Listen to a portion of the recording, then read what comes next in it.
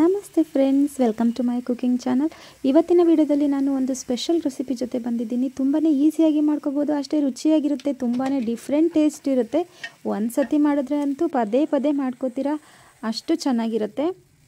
ಹಾಗೆ ಇದೊಂದು ಹೊಸ ರೆಸಿಪಿ ಕೂಡ. ಅನ್ನ ಜೊತೆ ನೆಂಚ್ಕೊಳ್ಳೋಕ್ಕಾಗಿರ್ಬೋದು, ಚಪಾತಿ ಜೊತೆ ಆಗಿರ್ಬೋದು, ರೊಟ್ಟಿ ಜೊತೆನಾದರೂ ಆಗಿರ್ಬೋದು, ತುಂಬಾ ರುಚಿಯಾಗಿರುತ್ತೆ. ಹೇಗೆ ಮಾಡೋದು ಅಂತ ನೋಡ್ಕೊಂಡು ಬರೋಣ ಬನ್ನಿ. ಮೊದಲನೇದಾಗಿ ನಾನಿಲ್ಲಿ 1 ಕಪ್ ಆಗಿರೋಷ್ಟು ಹೆಸರು ಕಾಳನ್ನು ನೆನೆ ಇಟ್ಟಿದ್ದೀನಿ. ಇದು ಮೊಳಕೆ ಬಂದಿದೆ. ಮೊಳಕೆ ಬರದೇ ಇದ್ರೂ ಪರವಾಗಿಲ್ಲ, ನಾವು ರಾತ್ರಿ ಇಡೀ ನೆನೆ ಇಟ್ಟು ಬೆಳಗ್ಗೆ ಮಾಡಿಕೊಂಡ್ರೆ ಆಯಿತು. ಹಾಗೆ ನಾನಿಲ್ಲಿ 2 ಟೊಮೆಟೊ ತೊಗೊಂಡಿದ್ದೀನಿ. ಅದನ್ನು ಈ ರೀತಿಯಾಗಿ ಕ್ರಿಸ್ ಕ್ರಾಸಲ್ಲಿ ಸ್ವಲ್ಪ ಕಟ್ ಮಾಡಿ ಹಾಕ್ತಾಯಿದ್ದೀನಿ, ತೊಳೆದ್ಬಿಟ್ಟು. ಹಾಗೆ ಒಂದು ದೊಡ್ಡ ಆಲೂಗಡ್ಡೆನ ಇಲ್ಲಿ ಮಧ್ಯಕ್ಕೆ ಈ ರೀತಿಯಾಗಿ ಕಟ್ ಮಾಡಿ ಹಾಕ್ತಾಯಿದ್ದೀನಿ. ಆಲೂಗಡ್ಡೆದ ಸಿಪ್ಪೆ ರಿಮೂವ್ ಮಾಡಿ ಹಾಕ್ತಾಯಿದ್ದೀನಿ.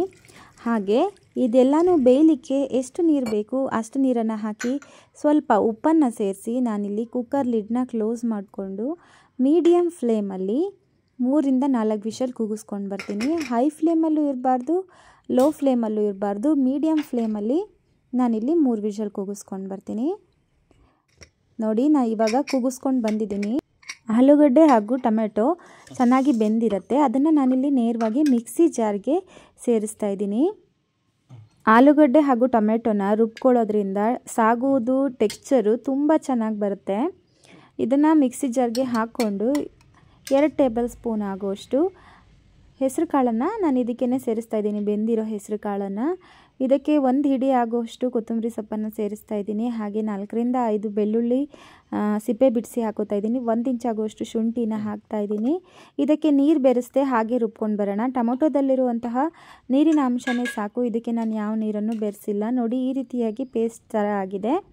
ಇದಾದ ನಂತರ ಸಾಗು ಮಾಡಲಿಕ್ಕೆ ಶುರು ಮಾಡೋಣ. ಅದಕ್ಕೋಸ್ಕರ ನಾನಿಲ್ಲಿ ಒಂದು ಬಾಣಲೆ ತಗೊಂಡಿದ್ದೀನಿ. ಇದಕ್ಕೆ ನಾನಿಲ್ಲಿ 2ರಿಂದ 3 ಟೇಬಲ್ ಸ್ಪೂನ್ ಆಗುವಷ್ಟು ಅಡುಗೆ ಎಣ್ಣೆ ಸೇರಿಸ್ತಾ ಇದ್ದೀನಿ. ಎಣ್ಣೆ ಕಾದ ನಂತರ 1 ಟೇಬಲ್ ಸ್ಪೂನ್ ಆಗುವಷ್ಟು ಜೀರಿಗೆ ಸೇರಿಸ್ತಾ ಇದ್ದೀನಿ. ಇದಾದ ನಂತರ 4ರಿಂದ 5 ಹಸಿಮೆಣಸಿನಕಾಯಿನ ಈ ರೀತಿಯಾಗಿ ಚಿಕ್ಕದಾಗಿ ರೌಂಡಾಗಿ ಹೆಚ್ಕೊಂಡಿದ್ದೀನಿ. 1 ಈರುಳ್ಳಿಯನ್ನು ಈ ರೀತಿಯಾಗಿ ಚಿಕ್ಕದಾಗಿ ಹೆಚ್ಕೊಂಡಿದ್ದೀನಿ. ಅದನ್ನು ಎಣ್ಣೆಯಲ್ಲಿ ಸ್ವಲ್ಪ ಫ್ರೈ ಮಾಡ್ಕೋತೀನಿ, ಗೋಲ್ಡನ್ ಬ್ರೌನ್ ಬರೋವರೆಗೂ. ಇದು ಸ್ವಲ್ಪ ಫ್ರೈ ಆದ ನಂತರ 1/2 ಟೇಬಲ್ ಸ್ಪೂನ್ ಆಗುವಷ್ಟು ಅರಿಶಿನ ಪುಡಿ, 1/2 ಟೇಬಲ್ ಸ್ಪೂನ್ ಆಗುವಷ್ಟು ಅಚ್ಚ ಖಾರದ ಪುಡಿ, ನಮಗೆ ಖಾರಕ್ಕೆ ಎಷ್ಟು ಬೇಕೋ ಅಷ್ಟು, ಹಾಗೆ 1 ಟೇಬಲ್ ಸ್ಪೂನ್ ಆಗುವಷ್ಟು ಗರಂ ಮಸಾಲ ಸೇರಿಸ್ತಾ ಇದ್ದೀನಿ. 1/2 ಟೇಬಲ್ ಸ್ಪೂನ್ ಆಗುವಷ್ಟು ಧನಿಯಾ ಪೌಡರ್ನ ಸೇರಿಸ್ತಾ ಇದ್ದೀನಿ.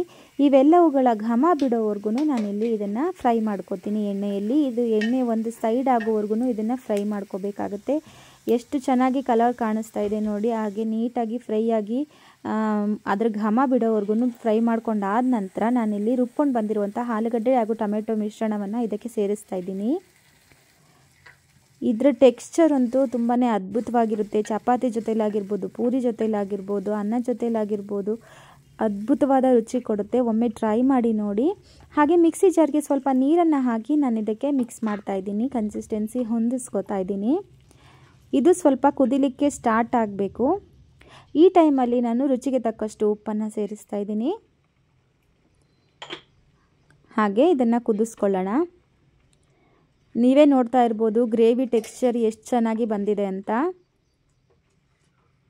ಹಾಗೆ ನಾನಿಲ್ಲಿ ಬೇಯಿಸ್ಕೊಂಡು ಬಂದಿರುವಂತಹ ಹೆಸರು ಕಾಳನ್ನು ಈ ಟೈಮಲ್ಲಿ ಇದಕ್ಕೆ ಸೇರಿಸ್ತಾ ಇದ್ದೀನಿ. ಇಲ್ಲಿ ನಾನು ಹೆಸರು ಕಾಳು ಸೇರಿಸಿದ್ದೀನಲ್ವಾ, ಇದೇ ಜಾಗದಲ್ಲಿ ನಾವು ಬಟಾಣಿ ಕೂಡ ತಗೋಬೋದು. ಯಾವುದೇ ಕಾಳನ್ನು ತಗೊಂಡ್ರೂ ಸೇಮ್ ಪ್ರೊಸೀಜರ್ ಇರುತ್ತೆ. ಸೊ ಇದನ್ನು ಒಮ್ಮೆ ಮಿಕ್ಸ್ ಮಾಡ್ಕೊಂಡು ಬರ್ತೀನಿ. ನೋಡಿ, ಈ ಟೈಮಲ್ಲಿ ಕುದೀತಾ ಇದೆ ಅಲ್ವಾ, ಈ ಟೈಮಲ್ಲಿ ನಾನು ಸ್ವಲ್ಪ ಕೊತ್ತಂಬರಿ ಸೊಪ್ಪನ್ನು ಸೇರಿಸ್ತೀನಿ. ಇದಕ್ಕೆ ರುಬ್ಲಿಕ್ಕೂ ಹಾಕಿದ್ದೆ, ಹಾಗೆ ಇದನ್ನು ಗಾರ್ನಿಷಿಂಗಿಗೋಸ್ಕರ ಹಾಕ್ತಾಯಿದ್ದೀನಿ.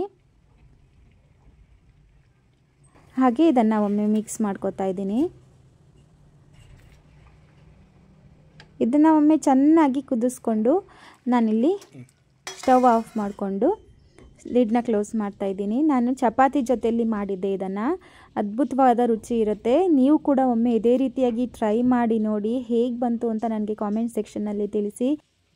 ಹಾಗೆ ಒಮ್ಮೆ ಟ್ರೈ ಮಾಡಿದ್ರೆ ಪದೇ ಪದೇ ಟ್ರೈ ಮಾಡೋ ಹಾಗಿರುತ್ತೆ. ತುಂಬಾ ಅದ್ಭುತವಾಗಿರುವಂತಹ ರುಚಿ ಕೊಡುತ್ತೆ.